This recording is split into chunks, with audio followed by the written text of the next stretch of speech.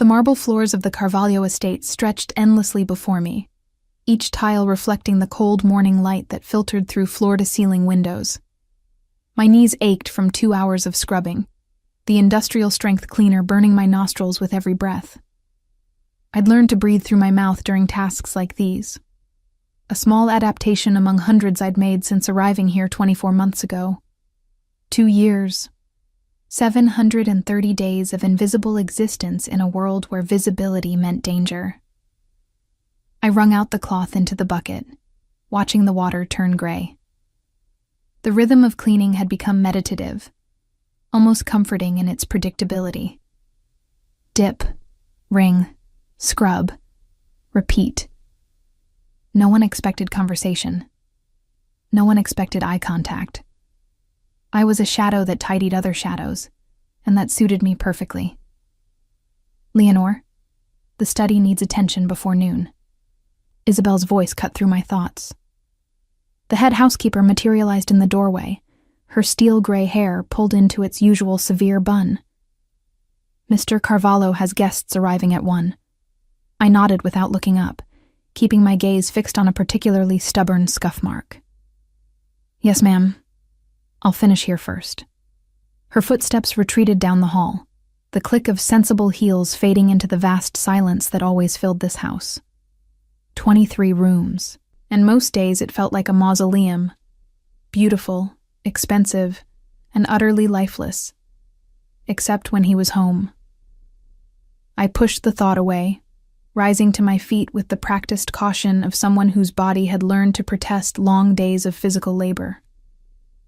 My lower back throbbed, a constant companion I'd stopped acknowledging. At 32, I felt decades older. The mirror in my small room off the kitchen showed a woman I barely recognized, thinner than I'd ever been, with shadows under hazel eyes that had once sparkled with ambition. That version of myself belonged to a different life. Before the debts, before the choices, before I'd answered an advertisement for live-in domestic help at an estate outside the city. No questions asked, cash payment, discretion required. I should have known better. But desperation makes fools of us all. The study door was already open when I arrived, and I paused at the threshold the way I always did, listening, observing, ensuring I wouldn't interrupt anything I shouldn't see. The room was empty, smelling of leather furniture and the faint citrus of expensive cologne that always lingered after Miguel Carvalho occupied a space. Mateo, they called him. Never to his face, of course. The nickname was whispered among the staff, part of the mythology that surrounded the man who owned this fortress of glass and stone. I'd heard the stories, everyone had. The accidents that befell his business rivals, the politicians who suddenly reversed their positions after private meetings, the way entire city blocks seemed to rearrange themselves around his interests. I didn't ask questions. I cleaned his study, prepared his coffee, and existed in the peripheral spaces of his life without ever truly touching it. Or so I'd believed. I began with the bookshelves, dusting each spine with careful precision.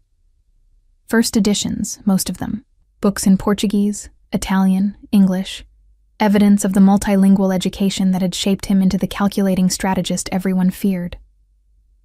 My fingers traced the leather binding of a volume on Renaissance warfare, and I wondered if he actually read these, or if they were simply expensive decoration. The desk came next. Massive mahogany, clear except for a laptop, a fountain pen, and a single photograph in a silver frame. I'd dusted that photo 1,000 times without really looking at it. A young boy with serious dark eyes standing beside an older man who shared his strong features. Father and son, I assumed. Both gone now, according to the fragmented conversations I'd overheard. I was reaching for the pen when I noticed the paper beneath it. My hand froze. It was a dossier. My name across the top. Leonore Maria Santos. Birth date, previous address, employment history, bank statements, everything. He'd investigated me, thoroughly. My heart hammered against my ribs, and I forced my hand to continue its motion. Dust the pen. Replace it exactly as it had been. Don't react. Don't show you've seen. Finish the job and get out. But my mind raced. How long had this file existed? Since I'd applied? Since my first day? Or had something triggered a deeper look into the woman who cleaned his floors and knew the layout of every room in his home? I completed the study in record time, my hands shaking slightly as I gathered my supplies. In the hallway, I nearly collided with Gonawalo, Mateo's head of security. He was a mountain of a man, always dressed in dark suits, always watching with eyes that registered everything. "Careful," he said, his voice surprisingly gentle for someone his size.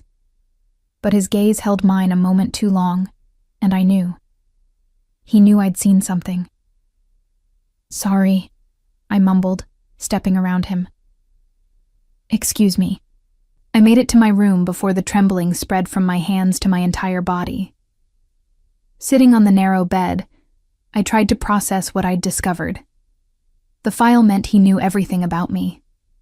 The debt to the loan shark that had swallowed my grandmother's medical bills, the eviction notice, the desperation that had brought me here. He knew, and he'd hired me anyway. The question was, why? Lunch service passed in a blur. I helped Isabel prepare the dining room for Mateo's guests.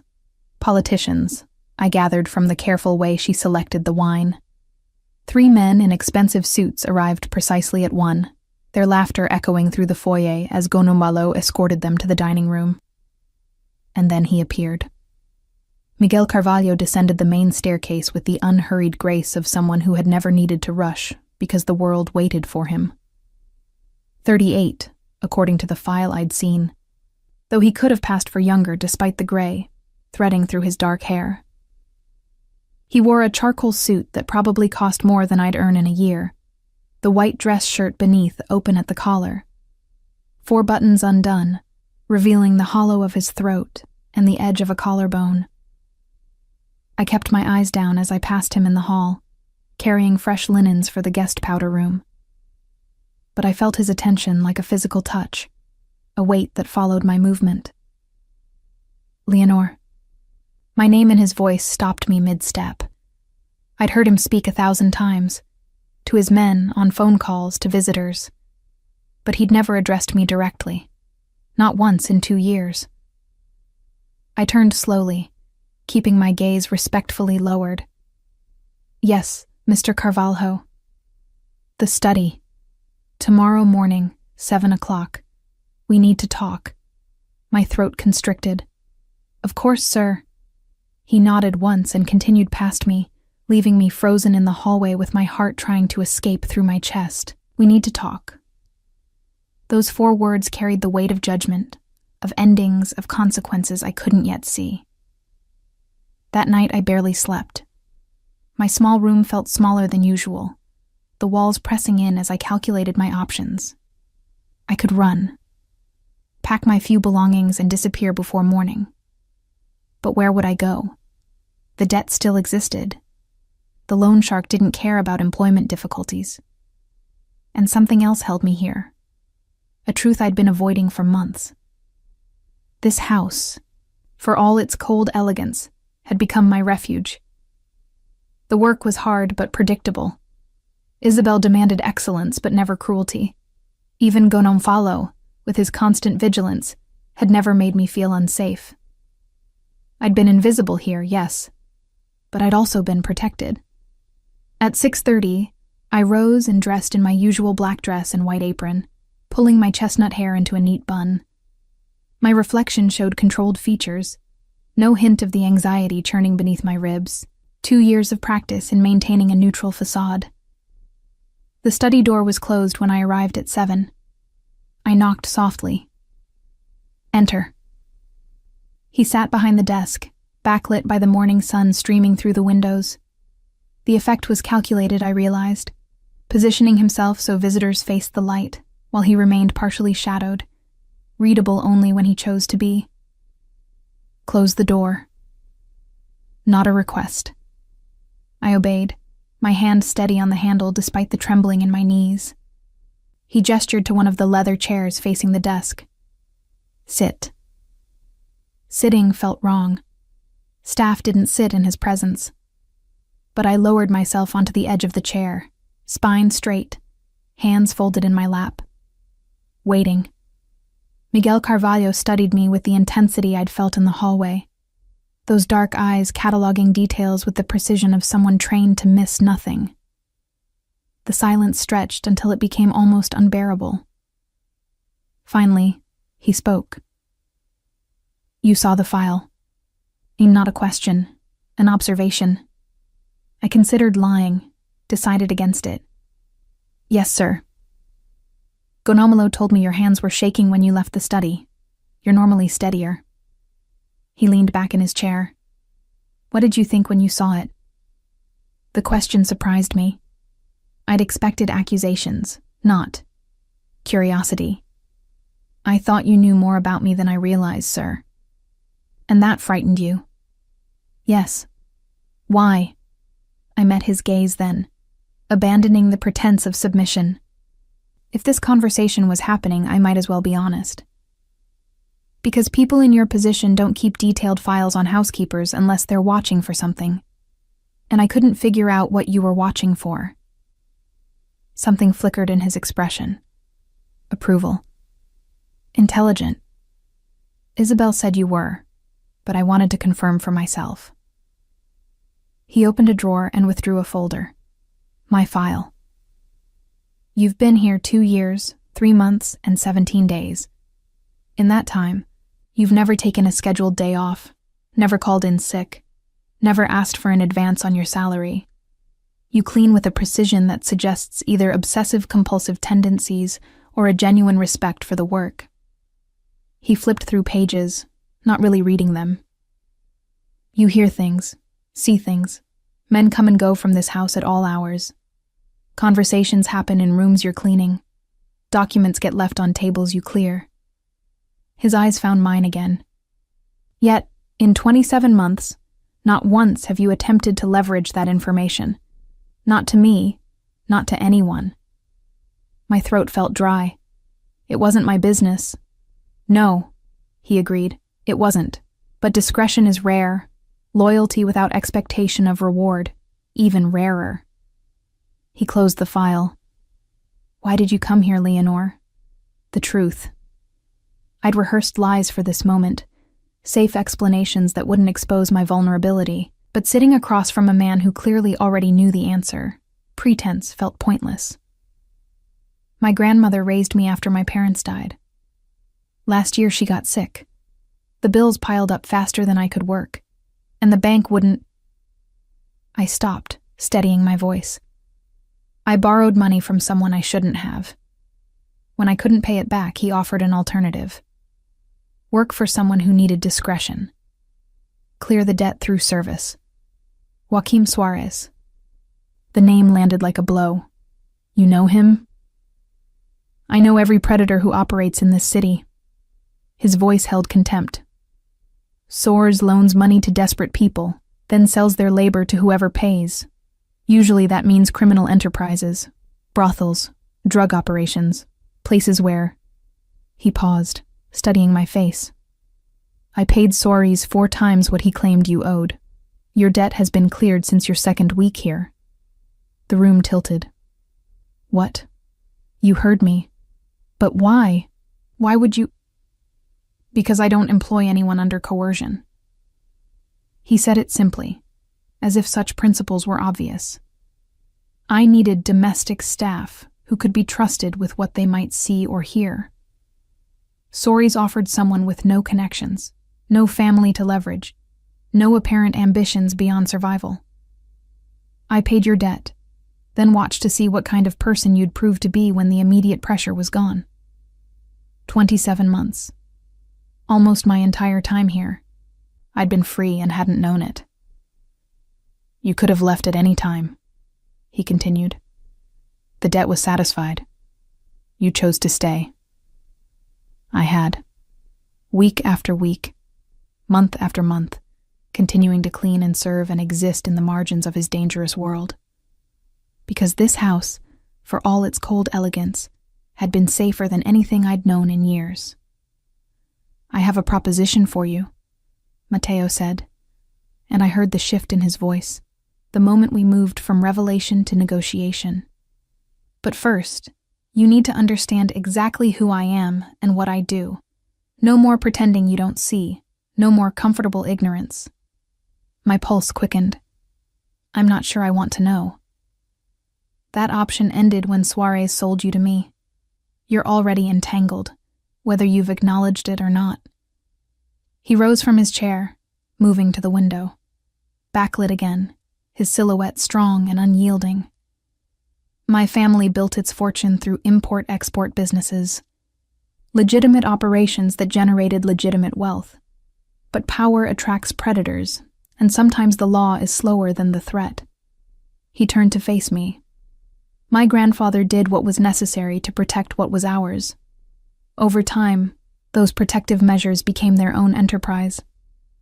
By the time my father inherited, the Carvalho family was deeply embedded in systems that operated outside legal boundaries.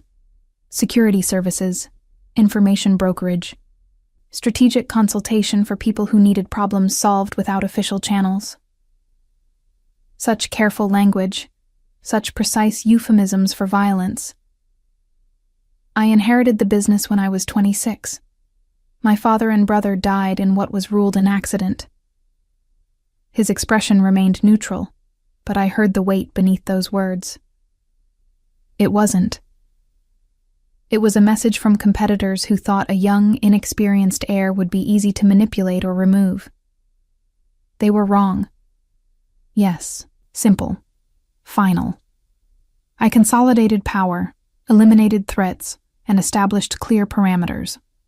The Carvalho operations are now focused on information, influence, and strategic positioning. We don't traffic in drugs or human misery.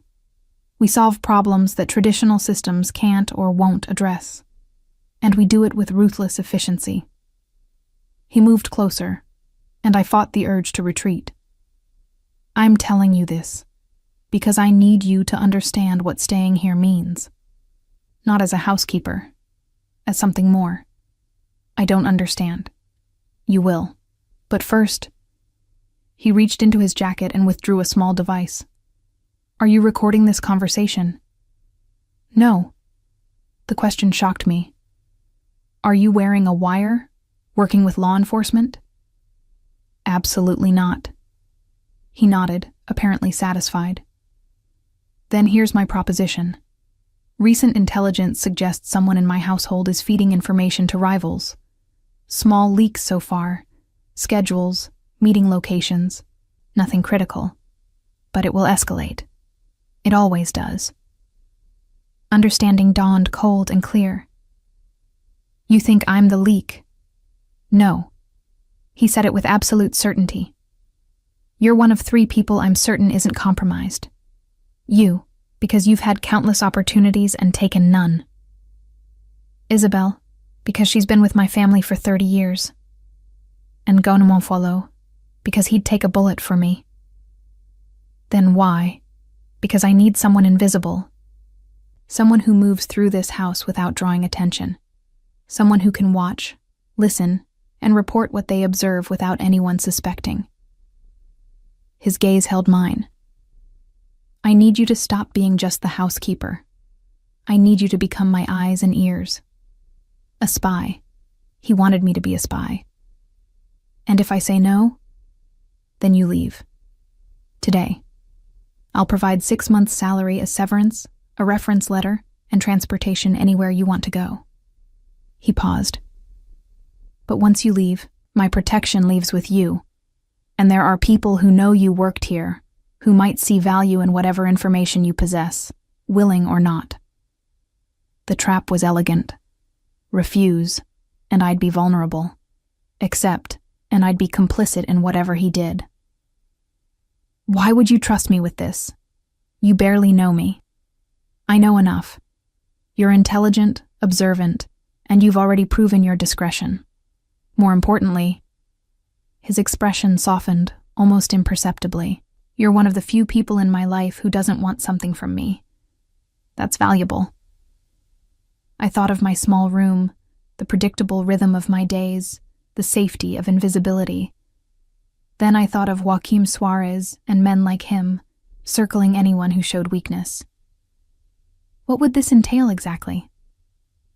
Continue your regular duties, but pay attention to inconsistencies. Who asks questions they shouldn't? Who goes where they shouldn't be? Who communicates with people outside the estate? Report to me directly, no one else. And when you find the traitor? His silence was answer enough. I looked at my hands, folded in my lap. Ordinary hands that had cleaned this house for 27 months. Hands that had never harmed anyone, never reached for power, never grasped for more than survival. But survival, I was learning, had its own cost. I raised my eyes to meet his. I want something in return. Surprise flickered across his features. Name it. If I do this, if I help you find whoever is betraying you, I want the truth. All of it. No more euphemisms. No more careful language. I want to know exactly what I'm part of. For the first time since I'd entered the study, Miguel Carvalho smiled. It transformed his face, revealing the man beneath the armor of power and control. Deal, he said, extending his hand across the desk. I hesitated only a moment before accepting it. His palm was warm, his grip firm but not crushing. The handshake sealed something between us, an understanding that we were no longer simply employer and employee. We were allies. And I had no idea that this decision, made in the morning light of his study, would irrevocably change everything I thought I knew about survival, loyalty, and the dangerous space between the two. The week following our conversation passed in a strange duality. Outwardly, nothing changed. I still rose at dawn to prepare the coffee service, still scrubbed floors and polished silver with the same meticulous attention, still moved through the Carvalho estate like a shadow among shadows. But everything had changed. I saw the house differently now, cataloging details I'd previously ignored. The way Francisco Moniz, Mateo's logistics coordinator, always angled his phone away when typing messages. How the night guard, Tomas Cruz, seemed nervous when Gonufalo passed. The subtle tension between Isabel and one of the newer housekeepers, a young woman named Beatrice, who asked too many questions about Mr. Carvalho's schedule. I kept mental notes of everything, waiting for patterns to emerge. 3 days in, I found Mateo in his study late at night, when I brought fresh towels for the guest room. He'd loosened his tie and rolled his sleeves, looking more human than I'd ever seen him. "Anything?" he asked without preamble. I hesitated at the doorway, still uncomfortable with this new dynamic. Francisco changes his behavior when you're in the room, more careful, like he's performing rather than just existing. I know. I've been watching him for months. He leaned back in his chair. But suspicion isn't proof. I need evidence before I move. What happens when you have proof? His expression went cold. Justice. My kind. I should have been horrified. Instead, I felt a detached curiosity. Have you always been this way? Comfortable with violence? No. The admission surprised me. When I was younger, I believed in systems, laws and courts and civilized resolution. Then my father and brother were murdered, and the investigation concluded it was an accident, despite clear evidence of sabotage. The system protected their killers because those killers had paid the right people. He stood, moving to the window overlooking the darkened grounds. I learned that power isn't about what the law says you can do. It's about what you're willing to do despite the law. Once I understood that, everything became simpler. Simpler how? There are people who deserve protection. People who deserve punishment. I provide both. He turned to face me. Does that frighten you? It should have. But I found myself considering the question seriously, weighing my answer. I think it should. But mostly it makes me sad. Sad? That the world works this way. That good people have to become dangerous to survive. Something shifted in his expression. Recognition, perhaps, or understanding. Is that what you think I am? Good? I think you could have been, in a different life. I surprised myself with the honesty. But this world doesn't let people like us be good. It only lets us choose which kind of terrible we want to become. Silence settled between us, weighted with truths neither of us had expected to share. Finally, he nodded. Go. Get some rest. We have a long road ahead. I left him there, silhouetted against the window, a man alone in a house full of people who feared him.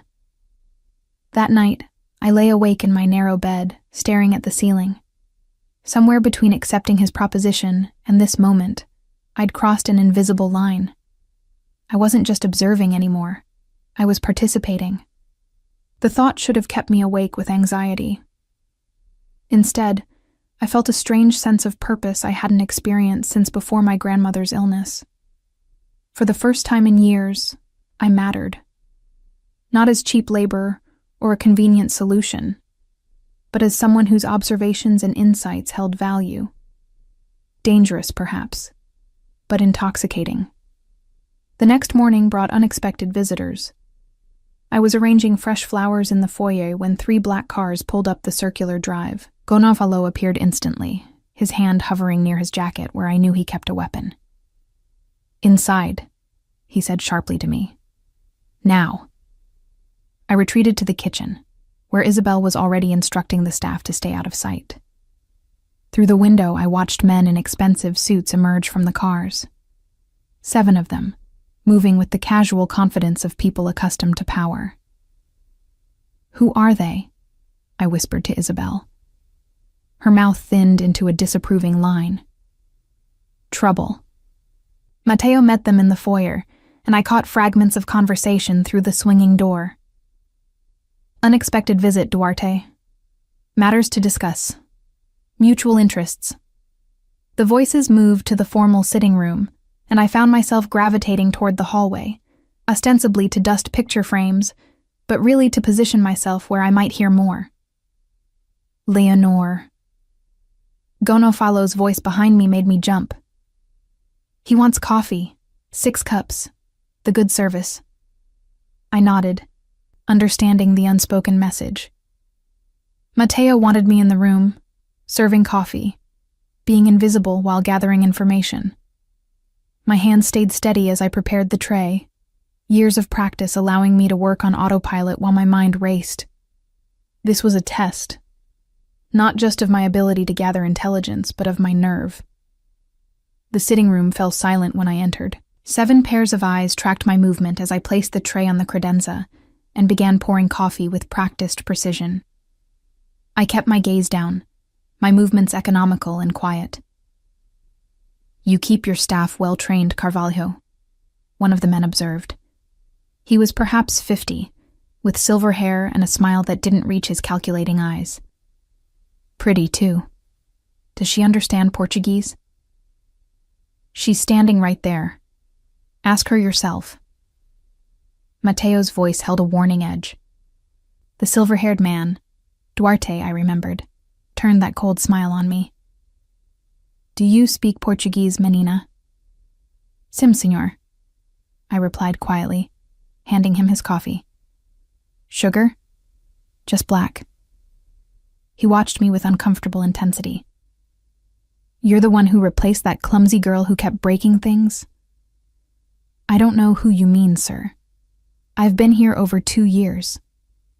2 years. He exchanged a look with another man.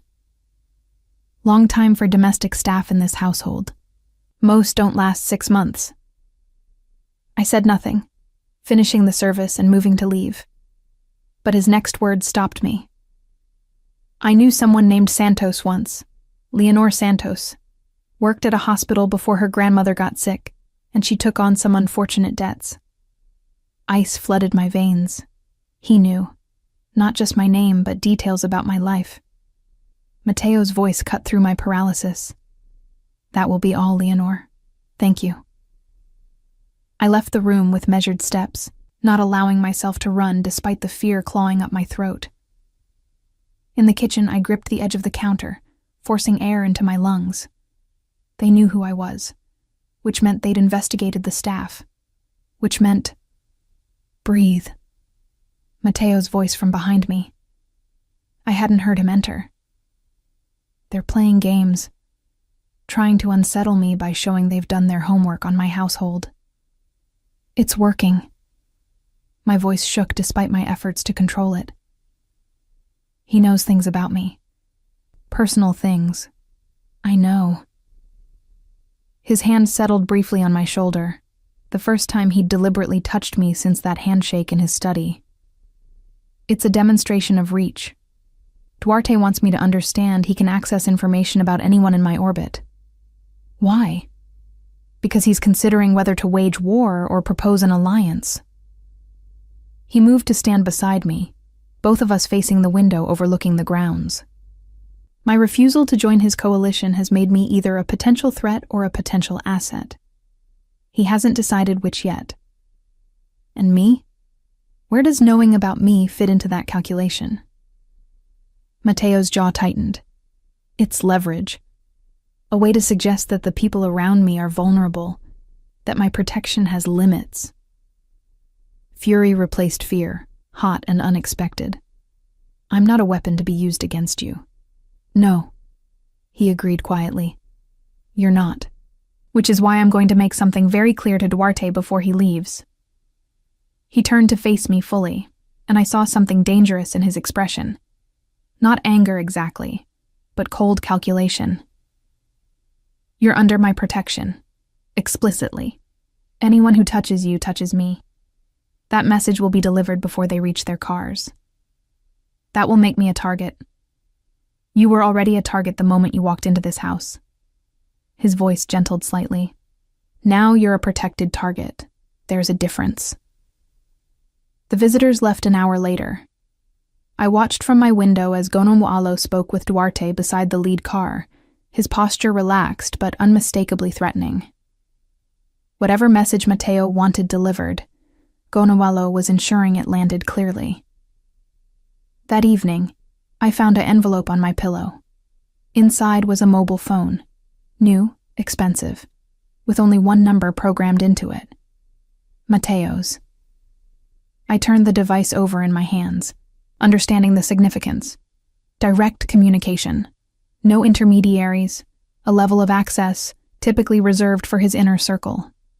The phone buzzed almost immediately. If you ever feel unsafe, call. Day or night, no question. I stared at the message, something warm and terrifying unfurling in my chest. This man who ruled through fear and calculation was extending protection that went beyond our arrangement. This was personal. I typed a reply. Why me? His response came quickly. Because you didn't ask for any of this. You just wanted to survive. I respect that. And then, get some rest. Tomorrow we accelerate the investigation. I didn't rest. Instead, I lay in bed with the phone in my hand, feeling the weight of trust I'd never asked for, but was beginning to want. The next 2 weeks brought a subtle shift in the household dynamic.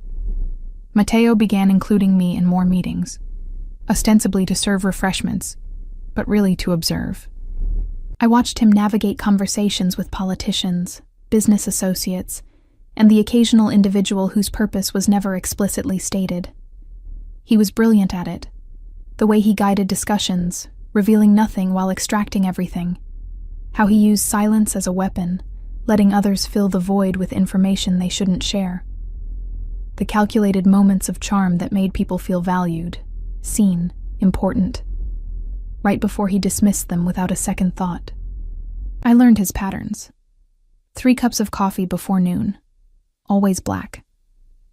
The way he rolled his shoulders when a conversation frustrated him. How his left hand would tap twice against his thigh when he was about to deliver bad news. Small tells that revealed the human beneath the armor. You're staring. His voice cut through my observations one afternoon. The study was empty except for us, golden light slanting through windows. Observing, I corrected. You told me to pay attention. And to others, not to me. You're part of the environment I'm mapping. I set down the coffee pot. Besides, if I'm going to report on inconsistencies, I need to know what consistency looks like for you. A smile ghosted across his lips. Clever. Practical. He leaned back in his chair, studying me with the same intensity I'd been directing at him. What have you observed about me, then? The question felt like a test. I considered lying, offering safe observations. Instead, I chose honesty. You're lonelier than you let anyone see. You've built walls so high that even the people closest to you can't reach the person inside.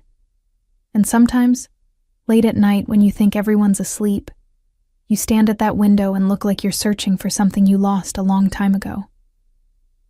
The silence that followed was absolute.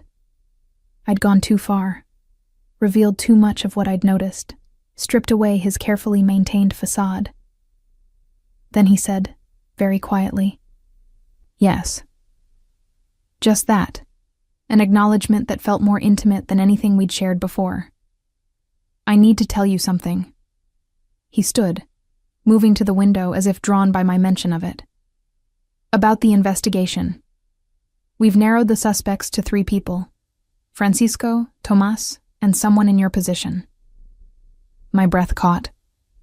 Someone who cleans? Someone who has access to private spaces and is beneath notice. He turned to face me. "Beatrice, the new housekeeper. She's been asking Isabel questions about my schedule, my habits, which rooms I use most frequently."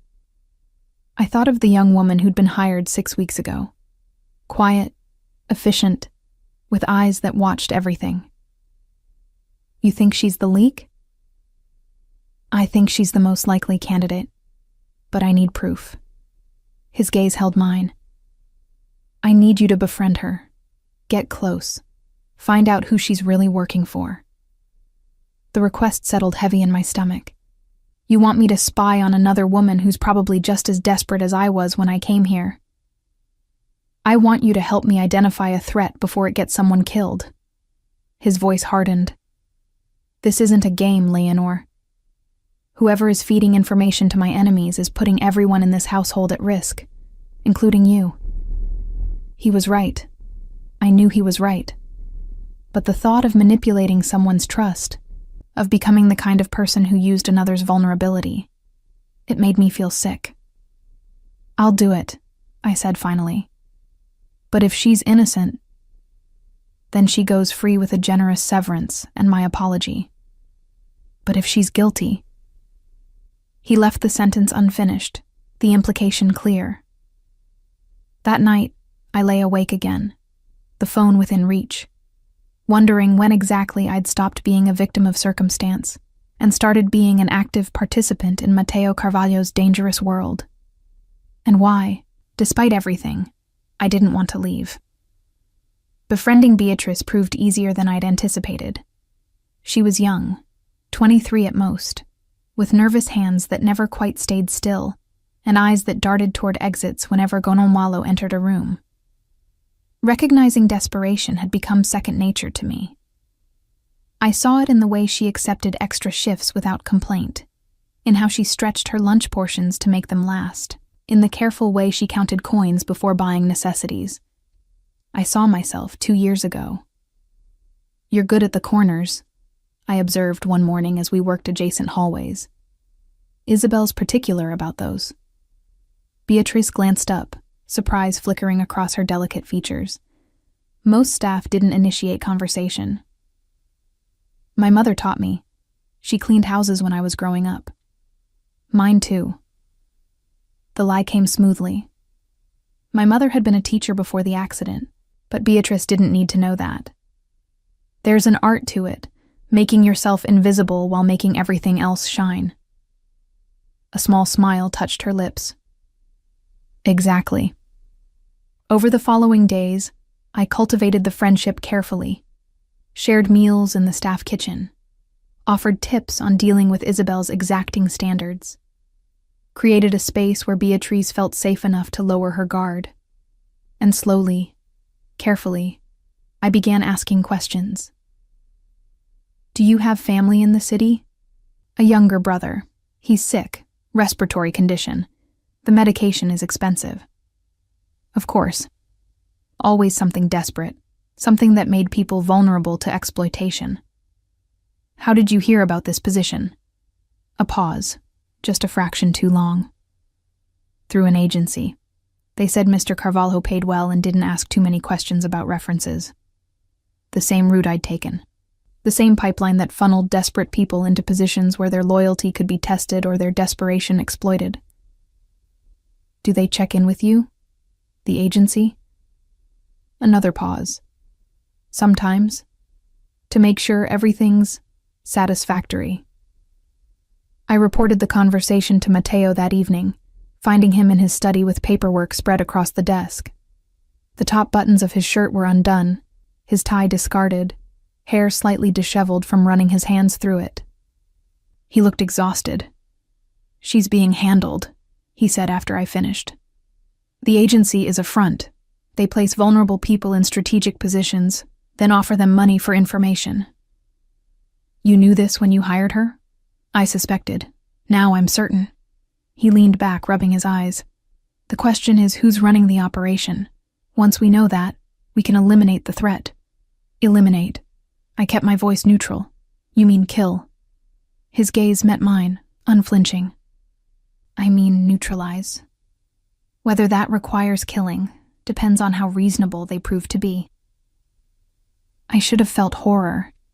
Instead, I felt a strange detachment, as if we were discussing weather patterns rather than human lives. And Beatrice? What happens to her? That depends on what she does next. If she's just a desperate woman trying to help her brother, there may be mercy. If she's actively working against us... He left the implication hanging. I moved to the window, the same spot where he so often stood. From here, the ground stretched into darkness, only the perimeter lights marking the boundaries of his controlled world. When does it end? The threats, the vigilance, the constant calculation? It doesn't. His voice came from close behind me, though I hadn't heard him move. This is what I am, what I've chosen to be. There's no retirement, no peaceful future. Just the next threat, the next challenge, the next person who needs to be managed or eliminated. I turned, finding him closer than expected. Close enough to see the fine lines around his eyes, the shadow of stubble along his jaw, the weariness that no amount of control could fully mask. Don't you ever want something different? Want? A bitter smile. Wanting is a luxury I gave up a long time ago. I have obligations, responsibilities, a legacy to maintain. Personal desires are irrelevant. That's a lonely way to exist. Yes, he agreed softly. It is. The moment stretched between us, charged with something unspoken. Then he stepped back, breaking the connection. Continue working on Beatrice, but be careful. If she suspects you're investigating her, she might do something desperate. I nodded and left, feeling the weight of his loneliness following me down the hall. 3 days later, everything changed. I was in the linen closet, counting sheets and pillowcases for inventory, when I heard voices in the adjacent storage room. Male voices, speaking in rapid Portuguese. Tuesday night. He'll be alone in the study. Sure, the cameras will be disabled. Make it look like suicide. The family has history. My blood turned to ice. I pressed closer to the wall, barely breathing, trying to identify the speakers through the thin barrier. Payment on delivery. Duarte wants confirmation.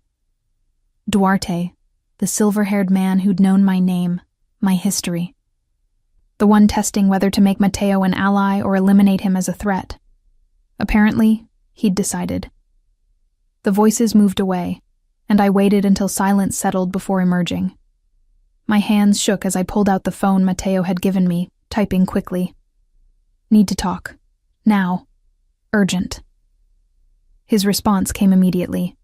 Study. 5 minutes. I made it there in 3, not caring who saw me moving with unusual speed. Gonawalo stood outside the door, his expression sharpening when he saw me. He's expecting you. He opened the door, and I caught something in his eyes. Respect, perhaps, or acknowledgement that I'd become more than just staff. Matteo was on his feet before I finished closing the door. What happened? I told him everything. The overheard conversation. The mention of Tuesday night. Duarte's name. The plan to make it look like suicide. Words tumbled out in a rush. My professional composure cracking under the weight of fear. Not fear for myself. Fear for him. When I finished, he moved to his desk, pressing a button that I now knew activated a communication system throughout the house. Gonfalo, Francisco, emergency protocol, my office, now. Then he turned to me, his expression unreadable. You saved my life. They haven't acted yet. They will. Tuesday is 3 days away. If you hadn't overheard this, if you hadn't been paying attention.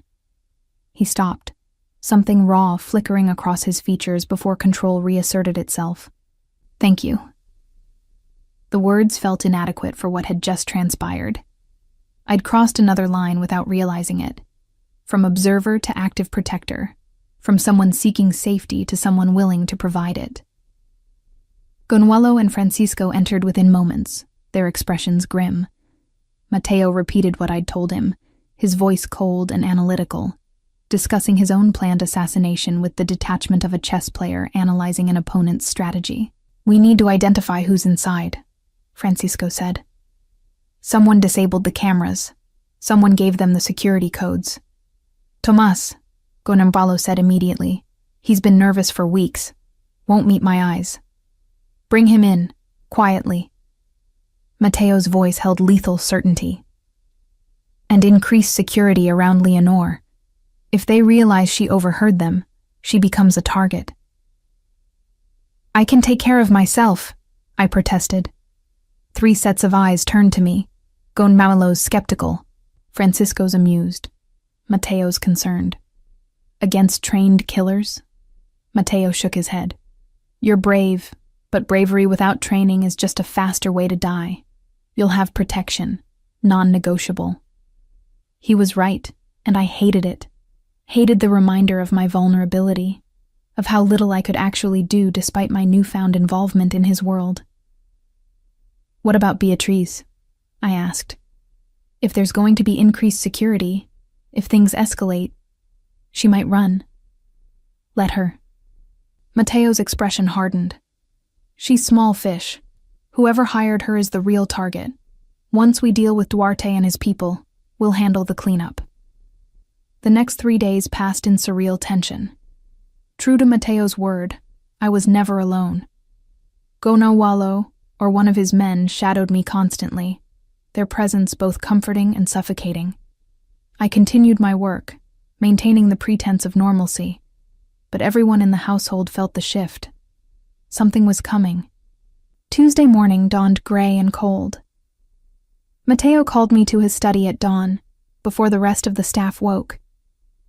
He stood at the window, his familiar position, dressed in dark slacks and a white shirt with the top 4 buttons undone, looking like a man preparing for battle. I need you to leave, he said without preamble. Gonwalo will take you to a safe house outside the city. You'll stay there until this is resolved. No. He turned, surprise registering. This isn't a request. Leonore. I know. I moved closer, meeting his gaze steadily. And I'm still saying no. You need someone you trust inside the house. Someone who can observe and report if things go wrong. That's me. If things go wrong, you could die. So could you. The words hung between us, heavy with implication. I'm not leaving you to face this alone. Something shifted in his expression. Vulnerability breaking through the armor. Why? Why would you risk yourself for me? The question demanded honesty. I thought about the past weeks, the gradual transformation from employer and employee to something deeper, more complicated. The way his rare smiles made my breath catch, how his loneliness mirrored my own, the strange sense of belonging I'd found in his dangerous world. Because somewhere along the way, you stopped being just the person who gave me a job, I said quietly. You became someone I care about protecting, even if you don't need it, even if it's foolish. He closed the distance between us in 2 strides, his hands coming up to frame my face. Leonore. The moment shattered as Gonawalo burst through the door. We have a problem. Tomas is gone, fled sometime during the night. Mateo's hands dropped, his expression shuddering back into cold control. Timeline? They'll move up the attack, possibly today. Gonawalo's voice was grim. They know we know. Then we prepare. Mateo's voice carried absolute authority. Standard defensive protocol. Everyone armed. Leonore goes to the safe room. The safe room, I repeated. There's a safe room. Behind the wine cellar. Steel reinforced, supplied for 2 weeks. Independent communication system. He turned to me. You'll be secure there no matter what happens up here. And you'll be exposed while I hide? I shook my head. That's final. His voice brooked no argument. Gonofalo, take her now. The security chief moved toward me, but I stepped back. Wait, what about Isabel? Beatrice? The other staff? Isabel knows about the safe room. She'll join you. The others, Mateo's jaw tightened, are being evacuated now. Only essential personnel remain. Beatrice could be part of this. She is already gone. Francisco appeared in the doorway. Fled with Tomas. We found her room empty, phone destroyed. So she had been guilty. The knowledge sat heavy in my stomach. Another person ground up by the machinery of desperate circumstances and ruthless manipulation. Please. Mateo's voice softened. Go to the safe room. Let me know you're secure so I can focus on what needs to be done. The please broke me. This man who commanded without question, who ruled through fear and calculation, was asking, not ordering. Asking. Promise me you'll be careful, I said. I promise. His hand found mine, squeezing once. Now go. Gonwalo led me through the house, moving with the fluid efficiency of someone executing a well-rehearsed plan. Isabel appeared from the kitchen, her usual severity replaced by sharp-eyed alertness. She nodded to me without surprise. Clearly, she'd been briefed on emergency protocols long ago. The wine cellar was exactly what it appeared to be until Gonwalo pressed a specific sequence on the temperature control panel. A section of wall slid aside, revealing a small room equipped like a bunker. Beds, supplies, a bank of monitors showing feeds from cameras throughout the house. Stay here. Don't open the door for anyone but me or Mr. Carvalho. If something happens to both of us. He hesitated. There's an escape tunnel. Comes out 1/2 mile from the property. Francisco knows to check it if things go wrong. Then he was gone, the wall sliding shut with a sound of finality that made my chest tight. Isabel moved to the monitors immediately, her fingers flying over controls with practiced ease. He's had this room for 5 years, she said without looking at me. Since the attempt on his father and brother. Swore he'd never be caught unprepared again. I joined her at the monitors, watching as men took positions throughout the house. Mateo stood in the foyer, Gonawalo beside him, both armed with weapons they held with disturbing familiarity. He cares for you, Isabel said quietly. I've been with this family for 30 years. Never seen him look at anyone the way he looks at you. I'm just more than staff, more than an employee. Don't insult my intelligence by pretending otherwise.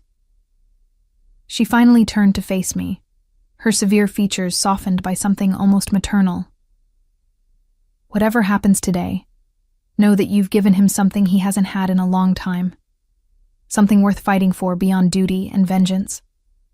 Before I could respond, movement on the monitors drew our attention. 3 cars approaching the gate. Black sedans, tinted windows, moving with predatory purpose. It was beginning. The cars stopped at the gate, their engines idling in a formation that spoke of military precision. On the monitor, I watched Matteo and Gonamvalo exchange a glance, some wordless communication passing between them. Then Matteo pressed a button on the intercom panel near the door. "Duarte, I've been expecting you." The response crackled through the speaker system, the silver-haired man's voice carrying false warmth. "Then you'll understand why I'm here. We need to discuss your future, or lack thereof. By all means, come inside. Let's discuss it like civilized men." Matteo's voice held dark amusement. "Unless you prefer to conduct business in the driveway like common thugs." A pause. Then, "You're very confident for a man who's outnumbered." "Am I?" Matteo gestured, and suddenly men appeared from positions I hadn't noticed. Behind pillars, in alcoves, on the second-floor balcony. 12 of them, all armed, all positioned with clear lines of fire. "I stopped being easy to kill years ago, Duarte. You should have done better research." The tension on the monitors was palpable. Duarte's men shifted, hands moving toward weapons. One wrong move and the foyer would become a killing ground. "Stand down," Duarte ordered his men. Then, to Matteo. "It seems we both came prepared. Perhaps that conversation is warranted after all." "Alone," Matteo specified. "You and me, my study. Everyone else stays exactly where they are." "Agreed." Isabel sucked in a sharp breath. "He's walking into a trap." "Or setting one," I countered, watching Matteo's body language on the screen. He moved with absolute confidence, no hint of fear or hesitation. He knew this was coming. He's prepared. We watched as Matteo and Duarte walked toward the study, Gonamvalo shadowing them from a careful distance. The cameras didn't extend into Matteo's private office, a deliberate blind spot, I realized, designed to prevent exactly the kind of surveillance Beatrice had likely been attempting. For 10 minutes, nothing happened. The men in the foyer maintained their positions, weapons held but not aimed, in a tense detente that could shatter at any moment. I found myself gripping the edge of the monitor console, barely breathing. Then a single gunshot cracked through the speakers. "No," I breathed, my heart stopping. "No, no, no." Isabel's hand clamped on my arm. "Wait, look." The study door opened. Matteo emerged, alone, his white shirt now bearing a spray of crimson across one shoulder. But he was walking, steady and controlled. Behind him, Gonamvalo appeared, weapon drawn. "Duarte made his choice," Matteo announced to the assembled men, his voice carrying clearly. "He drew a weapon in my home, in my study, under the pretense of negotiation." He paused, letting the implication sink in. His men have 2 options. Leave now, peacefully, and this ends here. Or stay, and share his fate. The silence stretched. Then, one by one, Duarte's men began backing toward the door. Not running, that would have been seen as weakness, but retreating with strategic precision. "Smart," Gonamvalo observed, watching them go. Duarte didn't inspire enough loyalty to die for. Within minutes the cars were gone, leaving only the lingering smell of gun smoke and the weight of what had just occurred. Matteo stood in the foyer, surveying the scene with the detached calm of someone accustomed to violence. Then his gaze found the camera I was watching through, and something in his expression shifted. He knew I'd seen everything, knew I'd witnessed him kill a man in cold blood, then calmly negotiate the retreat of that man's subordinates. He knew, and he was waiting to see how I'd react. "I need to go to him," I said. moving toward the door. Isabel blocked my path. Gonwalo hasn't given the all clear. Could still be threats. I don't care. I met her eyes. He needs to know he's not alone in this, that I'm not going to run screaming just because I saw what he had to do. Understanding flickered across her severe features. She stepped aside. The override code is 72392, but if you get yourself killed, I'll tell him I tried to stop you. The wall slid open and I ran, through the wine cellar, up the stairs, emerging into the main house where Gonwalo was directing cleanup. He started toward me, but Mateo's voice stopped him. Let her through. I found him in the study, standing by the window in his familiar position, though now his shirt was stained and his hands showed faint traces of blood he'd clearly tried to wash off. The room smelled of cordite and something metallic. You shouldn't be here, he said without turning. There's still... I don't care about the blood, or the body, or whatever protocol says I should be horrified by. I moved to stand beside him. I care that you're standing there thinking you have to face this alone. He finally looked at me, and I saw exhaustion in every line of his face. You watched. Yes. And you came anyway. Yes. Why? The question held genuine confusion. You saw what I am, what I'm capable of. You saw me kill a man without hesitation. I saw you eliminate a threat who came to kill you. I touched his arm, feeling tension coiled in every muscle. There's a difference. Is there? His voice cracked slightly. Or is that just what I tell myself to sleep at night? This was the man beneath the armor. Uncertain, questioning, carrying the weight of every life he'd taken in service of survival. I'd glimpsed this vulnerability before, but never so nakedly exposed. Come here, I said, tugging gently on his arm. He resisted briefly, then allowed me to guide him to the leather sofa. Up close, I could see the spray pattern on his shirt was finer than I'd thought. Defensive blood, not his own. Relief flooded through me. You're not hurt? Barely touched. He gestured dismissively. Duarte was arrogant, drew his weapon while talking, gave me time to react. Classic mistake. You could have died. I've been prepared to die since I was 26 years old. He leaned back, closing his eyes. Death is part of the business. The only uncertainty is when and how. That's a horrible way to live. It's the only way I know how. I sat beside him, close enough that our shoulders touched. Then maybe it's time to learn a different way. He opened his eyes, turning his head to look at me. And who exactly is going to teach me? You? Maybe. I held his gaze. If you'll let me. Something shifted in the air between us. Recognition, attraction, the acknowledgement of what had been building since that first conversation in his study. His hand came up to touch my face, thumb tracing my cheekbone with surprising gentleness. You should run from me, Leonore. Find somewhere safe, far from this world. I tried safe. It was lonely. I leaned into his touch. Besides, who says you're not safe? I've killed people. I'll kill again. There's nothing safe about me. You've also protected people, paid debts you didn't owe, given chances when you could have simply eliminated threats. I covered his hand with mine. You're more complicated than you let yourself believe. He studied me with intensity that made my breath catch. If I kiss you right now, everything changes. You understand that? I understand. You'll become a target. Anyone who wants to hurt me will see you as leverage. I'm already a target. You said so yourself. This would make it worse. Make you... He stopped, struggling with words. Make you mine in ways that can't be undone. The possessiveness in his voice should have alarmed me. Instead, it sent heat coursing through my veins.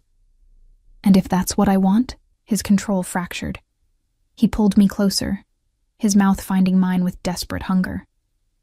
The kiss was nothing like I'd imagined. Not practiced seduction, but raw need, as if he'd been starving and I was sustenance. His hands tangled in my hair, tilting my head to deepen the kiss, and I responded with equal fervor, pressing closer despite the blood on his shirt, despite everything we'd just witnessed. When we finally broke apart, both breathing hard, he rested his forehead against mine. "This is madness." "Probably. You deserve better than a man who smells like gun smoke and can't promise you tomorrow." I deserve to choose. I pulled back enough to meet his eyes. "And I choose this. I choose you." The vulnerability in his expression nearly broke me. "Why?" "Because you're lonely. Because I'm lonely. Because somewhere in the past weeks, I stopped seeing the MAFIA boss everyone fears and started seeing the man who stands at windows searching for something he lost. Because you make me feel alive in ways I haven't felt since before desperation became my constant companion." I touched his face, feeling stubble rough against my palm. "Because you paid my debt without telling me. Because you protect people who have no one else. Because beneath all the violence and control, you're just a man trying to survive a world that killed everyone you loved." "Leonore." My name in his voice held wonder and warning. "I know what I'm choosing. I know the risks. I'm choosing anyway." He kissed me again, gentler this time, with a tenderness that contradicted everything I'd just witnessed. When he finally pulled away, his eyes held determination I recognized. The same look he wore when making impossible decisions. "If we do this, there are rules." "Of course there are." I almost smiled. "You stay in this house, under my protection, explicitly and publicly." "I already do that." "Not like this, not as—" He seemed to struggle with the word. "As someone important to me, someone under my personal care." "Your mistress," I said bluntly. "My partner." The correction was firm. Not a possession. Not a plaything. An equal in every way that matters, even if the world won't see it that way. The distinction mattered. I could see it in his eyes. The need to give me agency even as he claimed me. "And what does this partnership look like practically?"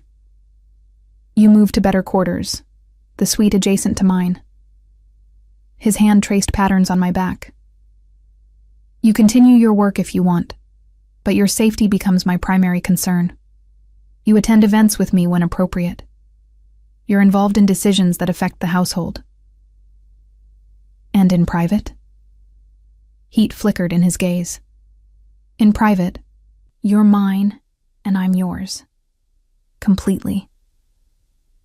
The possessiveness should have frightened me. Instead, it ignited something primal and fundamental. The recognition of being claimed by someone powerful enough to protect what was his. "Yes," I said simply. Relief and triumph warred in his expression. He pulled me close again, but this time his kiss was interrupted by Gonamuelo's discreet cough from the doorway. "Boss, we need to debrief, and you should change. There are calls coming in. People heard about the incident." Mateo sighed, pressing one more kiss to my forehead before releasing me. "Go pack your things. I'll have Francisco help move you to the new rooms." All my things fit in one bag. Something dangerous flashed in his eyes. "Not anymore. Isabel has instructions to take you shopping tomorrow. Whatever you need, whatever you want. No arguments." "Mateo." "No arguments," he repeated firmly. "You're under my care now. That means you want for nothing." After he left with Gonamuelo, I remained on the sofa, trying to process what had just happened. In the span of an hour, I'd witnessed a killing, crossed every remaining line, and committed myself to a man who ruled through violence and strategy. I should have felt horror, fear, regret. Instead, I felt purpose, belonging. The strange certainty that despite everything, this was exactly where I was meant to be. Isabel found me there minutes later, her expression knowing. "The suite is ready. Francisco is waiting to escort you." "You knew," I said, "about him and me. I've known for weeks, the way he watched you, the way you tried not to watch him back." She almost smiled. "About time you both stopped pretending." The new suite was 3 times the size of my small room, with windows overlooking the gardens and furniture that spoke of wealth beyond anything I'd experienced. But it was the connecting door, locked now, but clearly leading to Mateo's private quarters, that made the reality sink in. This was permanent. This was real. I unpacked my few belongings, the single bag looking lost in the massive closet. Tomorrow, Isabel would help me fill it. Tomorrow I'd begin learning how to navigate this new role. Tomorrow I'd start becoming whoever Leonor Santos needed to be as partner to Miguel Carvalho. Tonight, I simply stood at the window, watching darkness settle over the grounds, and wondered if I'd made the wisest choice of my life, or signed my own death warrant. The quiet knock at the connecting door interrupted my thoughts. I opened it to find Mateo, freshly showered and wearing only dark slacks, his chest bare and marked with old scars I'd never seen before. "Can't sleep," he admitted. "Kept thinking you'd come to your senses and run." "I don't run anymore." I stepped aside, letting him enter. "Besides, where would I go that you wouldn't find me?" He smiled, genuine this time, reaching his eyes. "Nowhere. I'd hunt you to the ends of the earth. Possessive. Absolutely." He pulled me close, and I felt the steady rhythm of his heartbeat against my cheek. "But you knew that when you said yes." We stood there in the darkness, 2 people who'd found unexpected refuge in each other's arms, while the world outside continued its dangerous dance. For tonight, at least, we had this: warmth, connection, the fragile beginning of something that might become love, if we survived long enough. The next morning brought an unexpected normalcy. I woke in my new suite, sunlight streaming through windows that overlooked gardens I'd only ever seen while working. For a moment, I forgot where I was. Then memory returned in a rush. The shooting, the kiss, the choice I'd made. Mateo. A soft knock preceded Isabel's entrance with a breakfast tray. She surveyed me with her usual efficiency, but something had softened in her severe features. "Mr. Carvalho is in meetings all morning. He asked that I take you shopping after you eat." "That's really not necessary." "It's absolutely necessary." She set the tray on the table by the window. "You're no longer staff. Your wardrobe needs to reflect your new position. Besides," her expression warmed almost imperceptibly, "he left his card with specific instructions that you're not to worry about cost.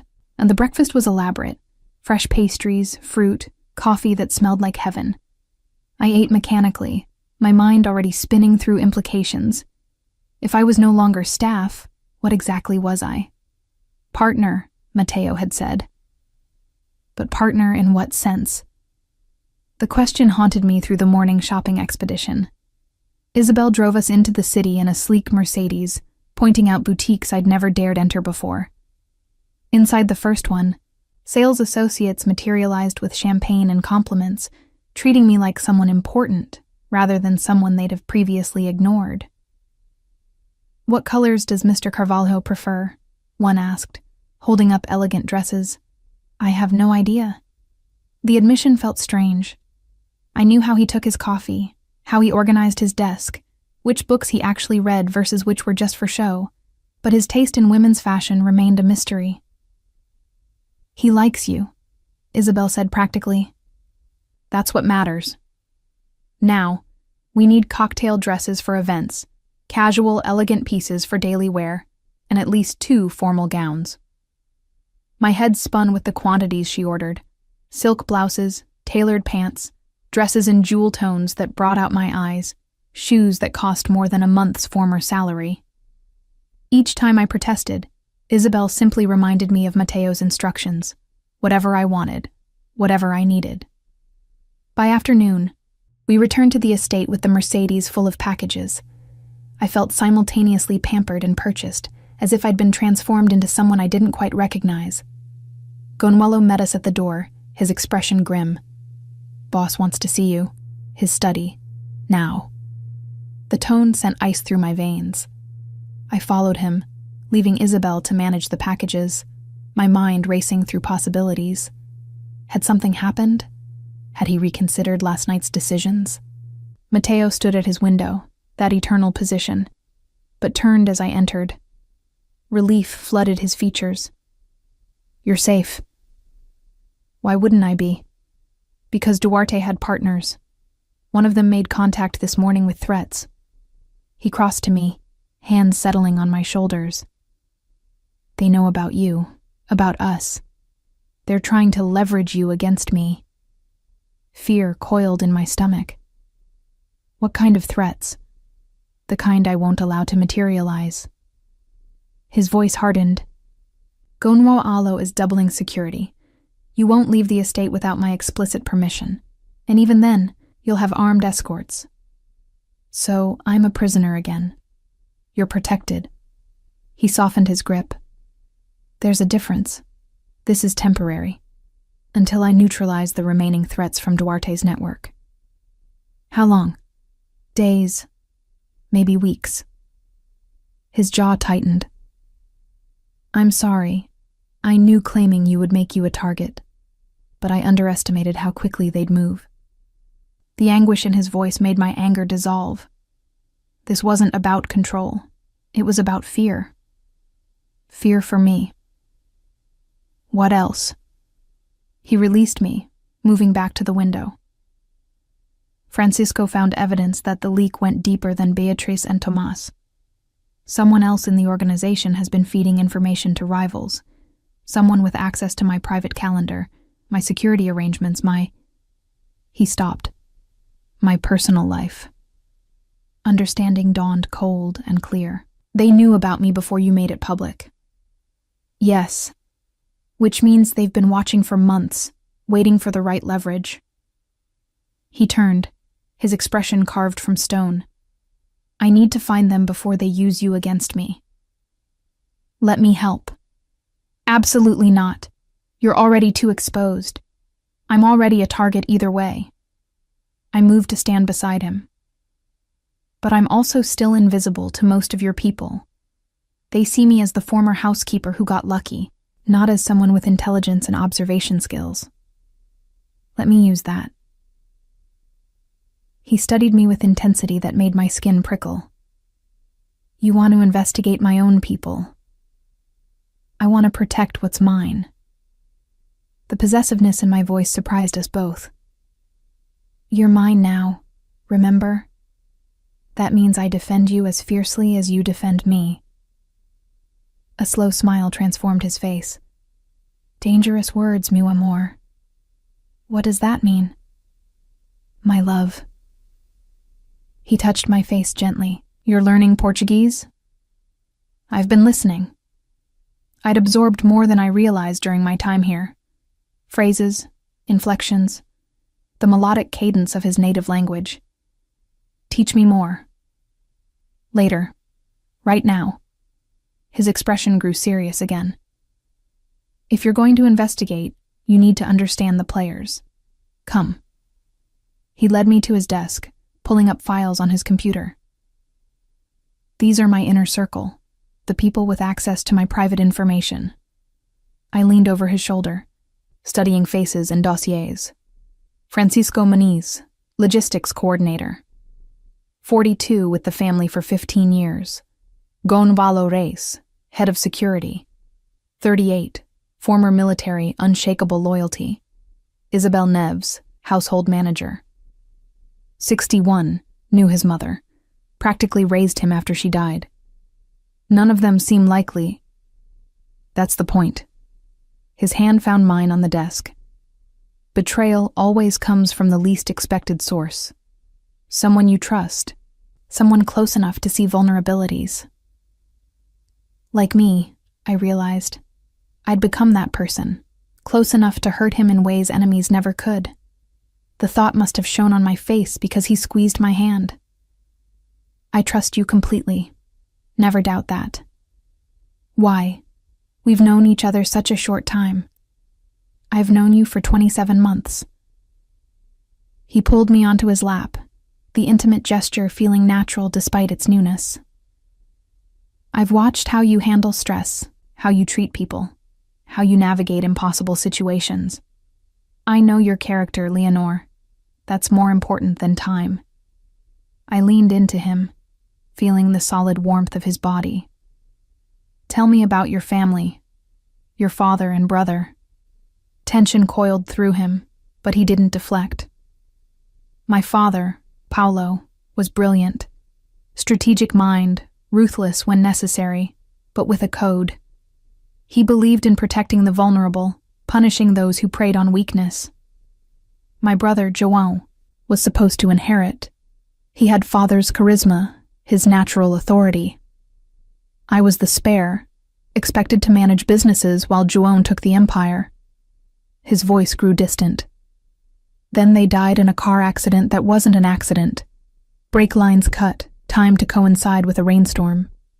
By the time anyone realized it wasn't mechanical failure, the evidence was gone. I'm sorry.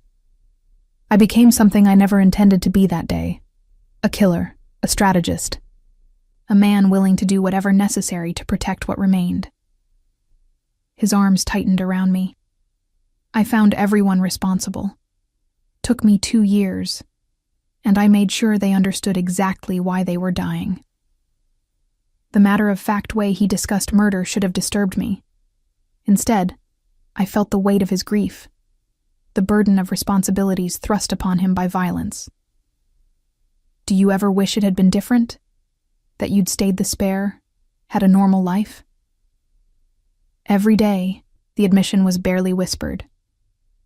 But wishing changes nothing. This is my life now, my choice to make the best of it. We sat in silence, wrapped in each other's arms, 2 people carrying scars from worlds that chewed up the vulnerable and spit out survivors. The following days fell into a strange rhythm. Matteo worked from the estate, conducting business while keeping me close. I wandered the house with new eyes, observing patterns I'd never noticed before. Who spoke to whom, who avoided certain topics, who seemed nervous when Matteo entered rooms. I reported everything to him each evening, our debriefings taking place in his study or my suite, often interrupted by moments of intimacy that grew increasingly natural. He was teaching me Portuguese, practical phrases mixed with endearments that made me blush. I was teaching him to relax, to laugh, to find moments of lightness in his dark world. You're different, Gonamalo observed one afternoon when I brought coffee to a meeting. Happier. So is he, I replied, watching Matteo through the study windows. Maybe we're good for each other. Maybe you are. The security chief's expression grew serious. But be careful. People notice, and some don't like seeing the boss distracted. The warning settled heavy in my chest. Who specifically? Francisco has been asking questions, subtle ones, but questions nonetheless. About your relationship, about how much influence you have. I filed the information away, another piece in the puzzle we were assembling. That evening, I mentioned it to Matteo. His expression darkened. Francisco has been with me for 15 years. I can't believe... He stopped, reconsidering. But that's how betrayal works, isn't it? The people closest hurt you deepest. Let me watch him, carefully, without him knowing. Over the next week, I made myself useful around Francisco, offering coffee during his meetings, tidying nearby rooms, existing in that invisible servant space I knew so well. And slowly, carefully, I noticed things. The way he angled his phone away when texting. How he made frequent trips to his car for calls that didn't show in the estate's phone logs. The nervous energy when Gonfalo entered rooms. Small tells that alone meant nothing but together painted a picture. But I needed proof. something concrete. The opportunity came when Francisco left his tablet in the conference room. I hesitated. Going through someone's private device crossed a line even for me. But Mateo's safety outweighed my discomfort. The tablet was encrypted, but Francisco had left it open, perhaps in haste. I navigated to his messages, photographing screens with the phone Mateo had given me. Conversations with unknown numbers, references to packages and deliveries that didn't match any legitimate business. And one message that made my blood run cold. The girl is the weakness. Use her to force his hand. I showed Mateo the photos that evening, watching fury transform his features from human to something far more dangerous. He's been planning this for months. Mateo's voice was deadly calm. Using my trust, my organization, He looked at me. Using you as the ultimate leverage. What do? We end it. He pulled out his phone, pressing a contact. Gonzalo, bring Francisco to the study. Tell him I need to discuss the shipment arriving tomorrow. Mateo, if he suspects... He won't. Cold certainty filled his voice. He thinks he's too smart, too careful. He thinks I'm too distracted by you to notice. That arrogance will kill him. 20 minutes later, Francisco entered the study, his usual confident smile in place. Gonzalo followed, positioning himself by the door, blocking the exit. You wanted to see me, boss? I did. Mateo remained seated behind his desk, apparently relaxed. We need to discuss some irregularities I've noticed in the shipping manifests. Irregularities? Francisco's smile didn't waver, but I saw tension enter his shoulders. Missing inventory, unexplained delays, communications with parties I don't recognize. Mateo's tone remained conversational. At first, I thought it was simple incompetence. But then, Leonor found something interesting on your tablet. Francisco's gaze swiveled to me, and I saw calculation replace his friendly facade. The girl's been spying? I knew giving her ideas above her station would cause... Careful. Mateo's voice dropped to lethal softness. How you speak about her is how you speak about me. Remember that. Boss, whatever she told you, she showed me photographs of your messages, references to using her as leverage against me, coordination with Duarte's remaining associates. He stood, moving around the desk with predatory purpose. 15 years, Francisco. 15 years of loyalty I thought I could count on. What changed? For a moment, Francisco considered maintaining the lie. Then something shifted. Acceptance, perhaps, or relief that the pretense was over. Money changed. You pay well, but you're not the only one offering. He straightened, defiance entering his voice. I have a family to support, kids who need more than I can provide on what you give me. So you sold me out. I sold information, not you specifically, just opportunities, schedules, vulnerabilities. His gaze flickered to me again. Like her. Mateo moved faster than I'd seen, crossing the space and landing a punch that sent Francisco sprawling. She's not a vulnerability. She's the reason you're still breathing for this conversation. Blood streaming from his split lip, Francisco laughed. You've gone soft. The old Carvalho would have killed me already. But you hesitate because you don't want her to see that side of you. You're wrong.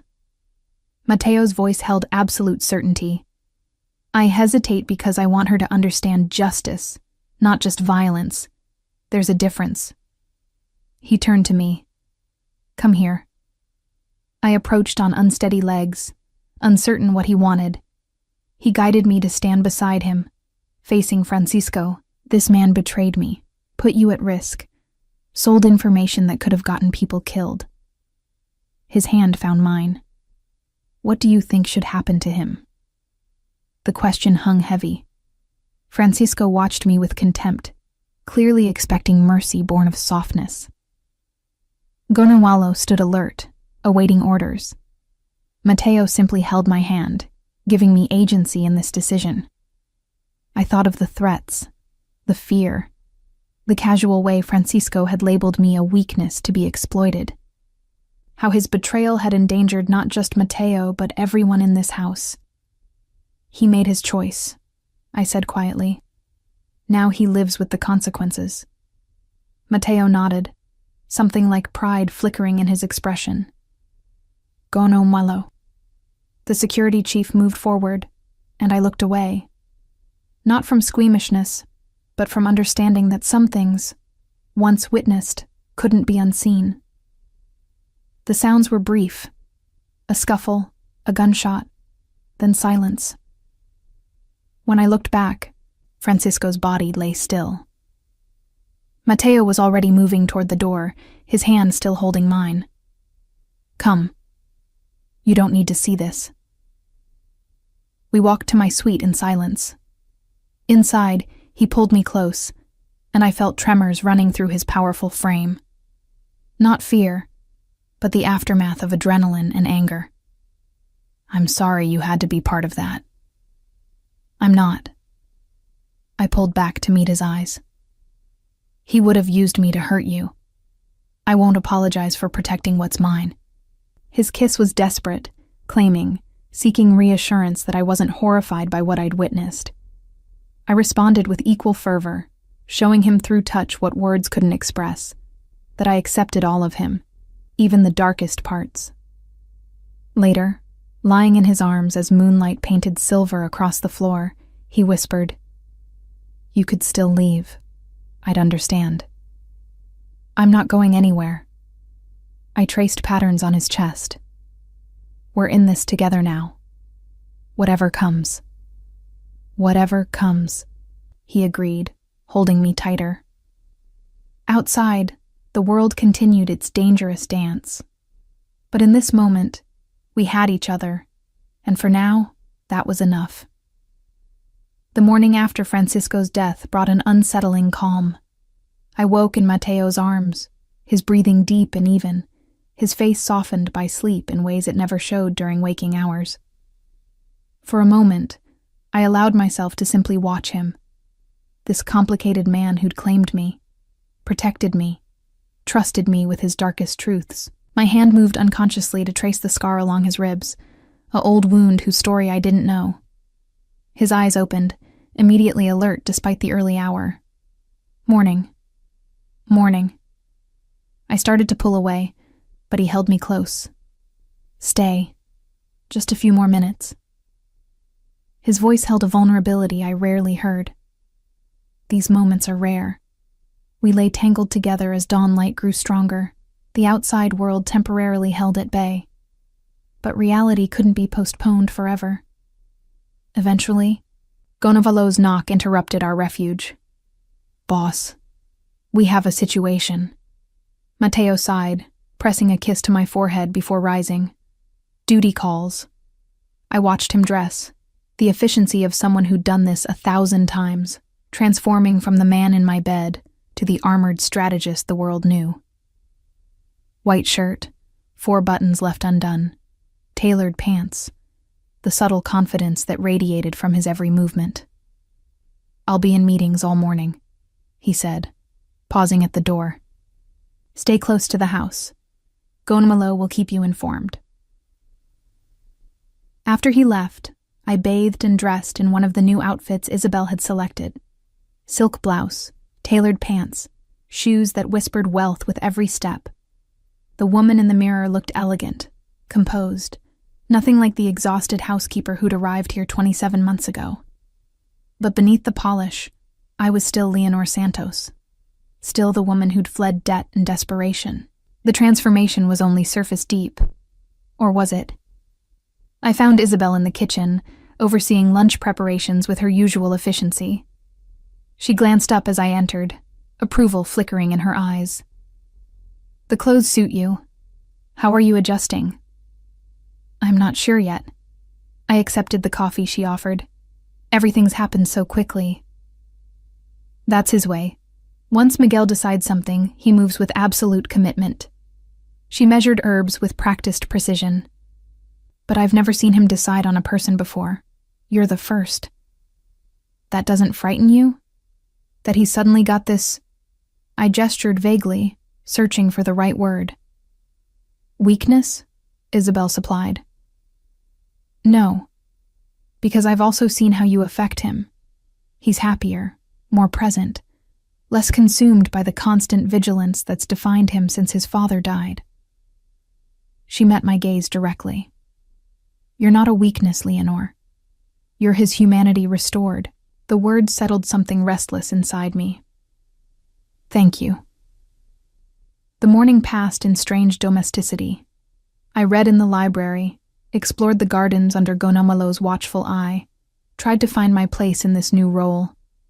By noon, restlessness drove me back inside, seeking Matteo's presence.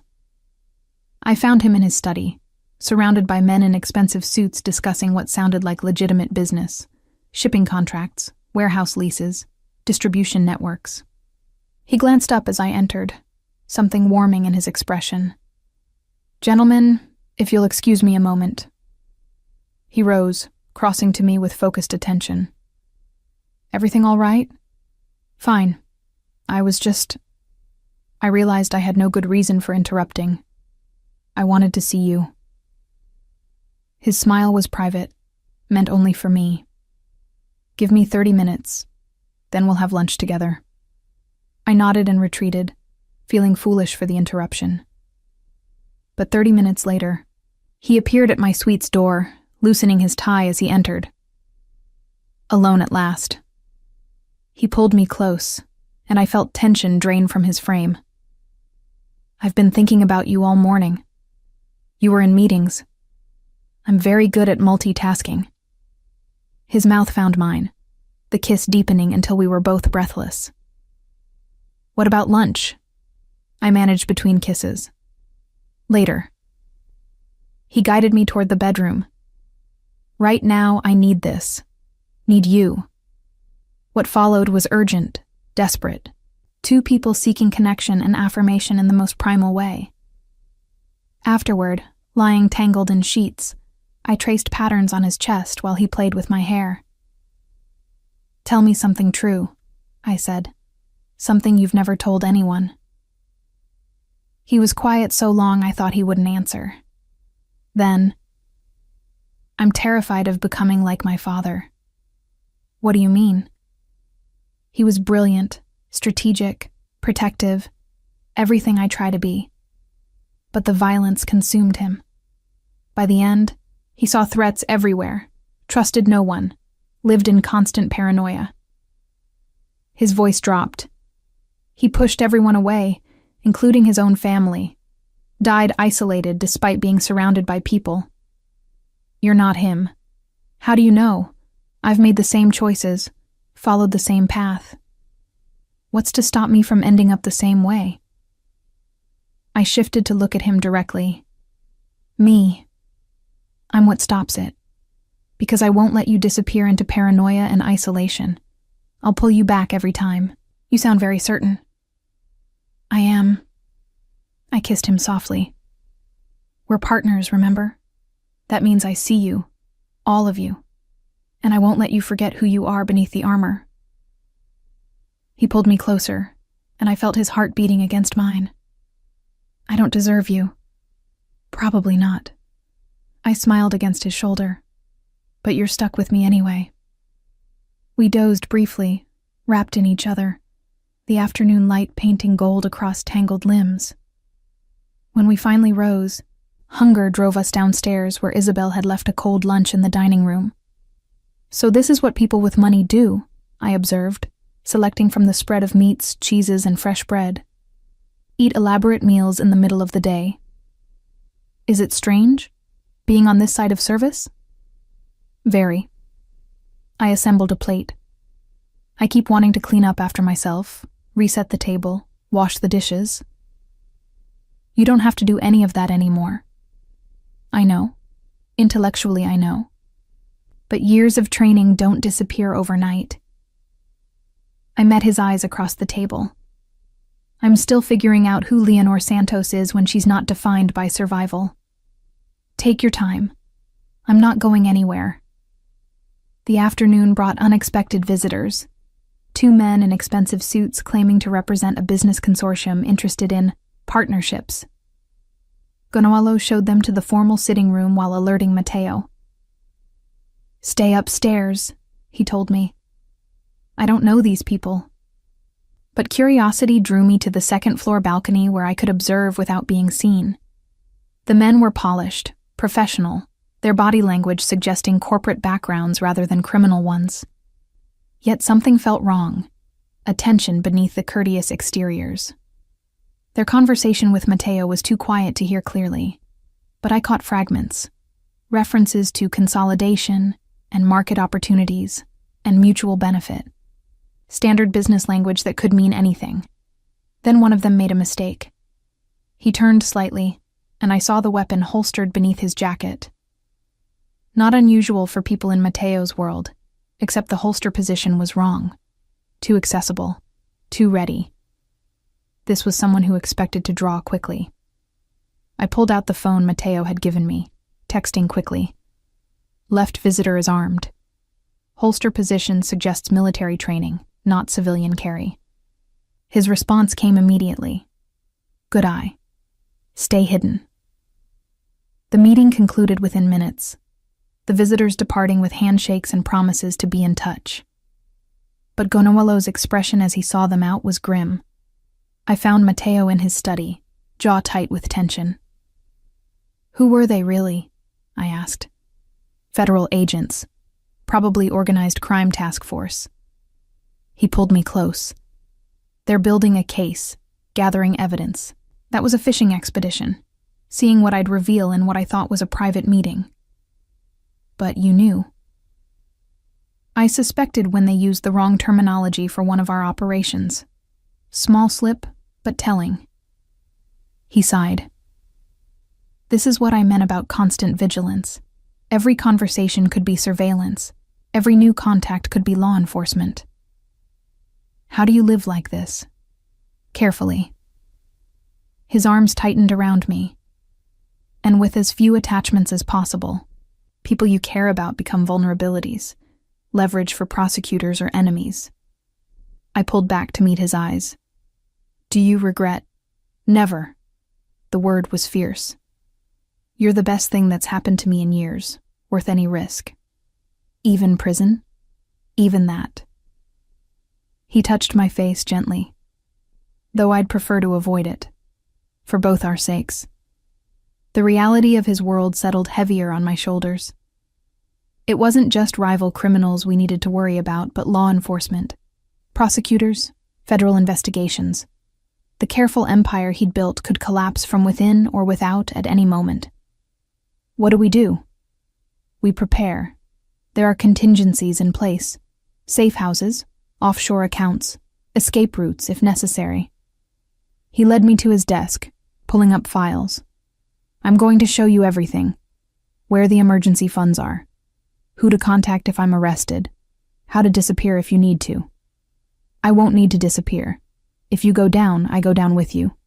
Absolutely not. His voice turned hard. If federal charges come, you'll claim coercion, ignorance, abuse. Whatever gets you clear, I'll support that story completely. That's ridiculous. I'm choosing this, and I'm choosing to protect you. His hands gripped my shoulders. Promise me, Leonor. If things go wrong, you save yourself. You don't try to be noble or loyal or any of that. You walk away. I can't promise that. Then I can't. He stopped, conflict warring across his features. Please. I need to know you'll be safe, whatever happens to me. I saw the fear beneath his demand. Not for himself, but for me.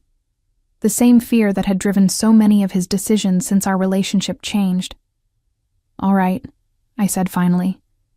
If federal charges come, I'll protect myself. I promise. Relief flooded his expression. Thank you. He spent the next hour walking me through contingencies I hoped never to need. Bank accounts in false names. Contacts in various countries. documents that would hold up under scrutiny, the machinery of escape that he'd built in case his empire crumbled. By evening, my head spun with information.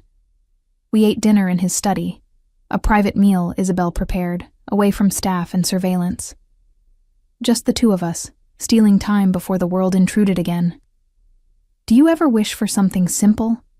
I asked, watching firelight dance across his features. "A normal life without constant danger?" "I used to." He reached across the table for my hand. "Now I just wish for this. You and me, whatever time we can steal. That's enough." "Is it, though? Really?" He considered the question seriously. "It has to be. Because wanting more, imagining different, that's how you break. You have to accept reality as it is, find peace within the constraints." "That sounds lonely." "It was. Before you." His thumb traced circles on my palm. "Now it's bearable. More than bearable." Later, we stood at his window, that eternal position, wrapped in each other's arms, watching darkness settle over the grounds. Outside those walls, federal agents built cases, rivals schemed revenge, 1,000 threats circled like wolves. But inside this room, we had each other, imperfect, complicated, bound by choices that couldn't be undone. "Whatever comes," I whispered against his chest. "Whatever comes," he agreed, holding me tighter. And in that moment, I understood that I'd stopped trying to escape, stopped seeing this as temporary. Somewhere along the way, Mateo's world had become my world. His battles, mine. His future, ours. The realization should have terrified me. Instead, it brought a strange peace. I'd spent years running from choices, from consequences, from the person poverty and desperation had tried to make me. Now I was finally standing still, choosing deliberately, becoming someone I could recognize in the mirror. Not just Leonor Santos, survivor, but Leonor Santos, partner to Miguel Carvalho. Woman who'd looked at darkness and decided to walk into it anyway, not from fear or desperation, but from choice. And if that choice led to danger, betrayal, even prison, at least it would be my choice, my consequence to bear. Together. 3 months later, I stood beside Mateo at a charity gala, wearing a dress that cost more than my yearly former salary, diamond earrings glittering at my ears, gifts he'd insisted on despite my protests. Around us, the city's elite mingled, their conversations filled with business deals and political maneuvering. To the outside world, we were exactly what we appeared, a powerful man and the woman at his side. His partner in every visible way, though the depths of that partnership remained carefully hidden. But I caught the occasional glance, calculating, assessing, wondering how the housekeeper had become something more. Let them wonder. I'd learned to wear the role as comfortably as the expensive dress, meeting curious gazes with polite distance. "Ready?" Mateo murmured, his hand at the small of my back, as we moved toward another group of potential allies or enemies, sometimes impossible to tell the difference. "Always," I replied, leaning into his touch. Because whatever came next, federal investigations, rival threats, the constant dance of danger that defined his world, we would face it together. And I no longer wanted to be anywhere else.